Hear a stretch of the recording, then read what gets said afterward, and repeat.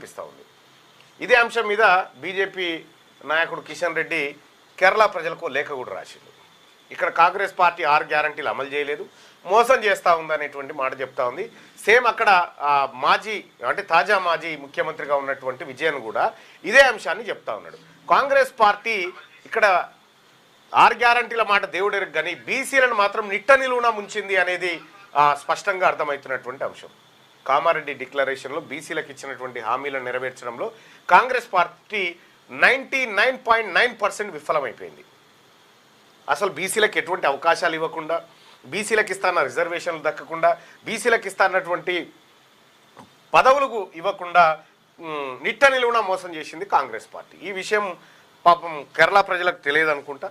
So Kerala ప్రజలకు కూడా తెలియాల్సినటువంటి అవసరం ఉంది. ఎందుకంటే వీళ్ళు చేసినటువంటి దురాగతం మామూలు దురాగతం కాదు. బీసీలను నయవంచన తడిబట్టతో కోసిరు.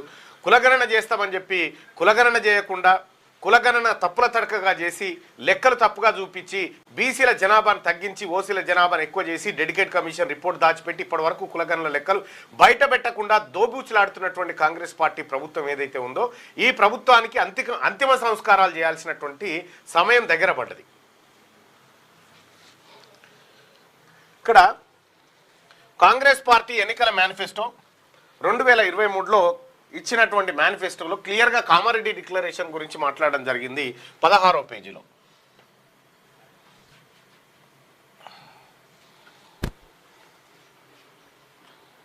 ఇది కామారెడ్డి డిక్లరేషన్. ఇందులో కులగణన విషయంలో అటర్ ఫ్లాప్ అయిపోయింది. బీసీ కమిషన్ నివేదిక ఆధారంగా అధికారంలోకి వచ్చిన 6 నెలల్లోపే బీసీల రిజర్వేషన్ల పెంపు అది మోసమే చేసింది. కొత్తగా స్థానిక సంస్థల్లో 23 నుంచి 42% రిజర్వేషన్ పెంపు చేస్తామని చెప్పి అది మోసమే చేసింది. ప్రభుత్వ సివిల్ కన్స్ట్రక్షన్ మెయింటెనెన్స్ కాంట్రాక్టులలో బీసీలకు 42% రిజర్వేషన్. సో ఇవాళ మనం మాట్లాడుకోవాల్సినటువంటి టాపిక్ ఏంటంటే ఇదే ప్రభుత్వ సివిల్ కన్స్ట్రక్షన్ మెయింటెనెన్స్ కాంట్రాక్టులో బీసీలకు 42% రిజర్వేషన్ ఇస్తామని కాంగ్రెస్ పార్టీ కామారెడ్డి డిక్లరేషన్లో, అంటే మొత్తం ఎక్కడ చూసినా రెడ్డి కాంట్రాక్టర్లు వెలమ కాంట్రాక్టర్లు ఉంటారు కదా, మేము బీసీ కాంట్రాక్టర్లకు ప్రభుత్వం ఖర్చు పెట్టేటువంటి నిర్మాణాల కోసం మెయింటెనెన్స్ కోసం ఖర్చు పెట్టేటువంటి ప్రతి 100 రూపాయలలో 42 రూపాయల పనులు బీసీలకు అప్పచెప్తామని చెప్పింది. కానీ ఇది ఇవ్వకపోగా బీసీలకు కాంట్రాక్టులు ఇవ్వకపోగా మీది నుంచి బీసీలకు రావాల్సినటువంటి బిల్లులను తొక్కిపెట్టింది. బీసీ కాంట్రాక్టర్లు లేకుండా బీసీ కాంట్రాక్టర్లను దరిదాపుల్లో కూడా ఇందులో భాగస్వామ్యం లేకుండా నయవంచనకు గురి చేసింది ప్రస్తుతం ఉన్నటువంటి కాంగ్రెస్ పార్టీ. సో బీసీ కాంట్రాక్టర్లు లేరా?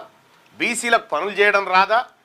సో బీసీలది వదిలేయి. మరి మీరు ఓసీలు మెగా కృష్ణారెడ్డి మీరు అందరు కలిసి కట్టిన కాళేశ్వరం కూలింది కదా కాళేశ్వరం అనేకమైనటువంటి